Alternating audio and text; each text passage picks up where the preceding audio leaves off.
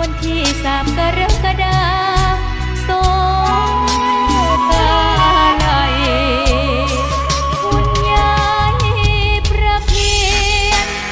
ไม่เคยคิดแปรเปลี่ยนภาคเพียรเลี้ยงลูกหญิง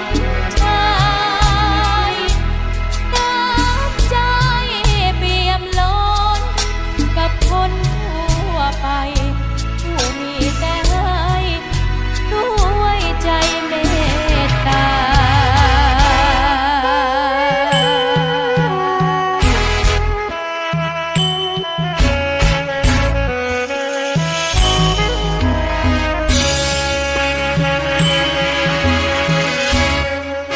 คุณงามความดีเทิดทูนเอาไว้เนื้อที่สุดพันรนาแม่พระในดวงใจสู้ทนฟันฝ่ามากมายปัญหา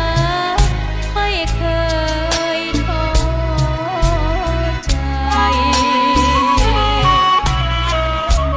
ขอดวงวิญญาณ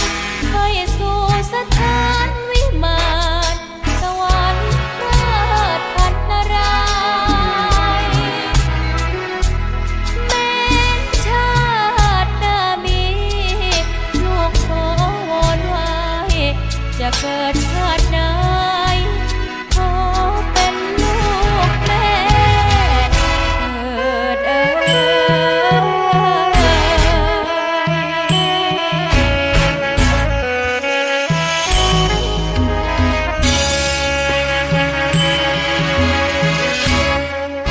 คุณงามความดีเทิดทูนเอาไว้เนื้อที่สุดพันรนาแม่พระในดวงใจ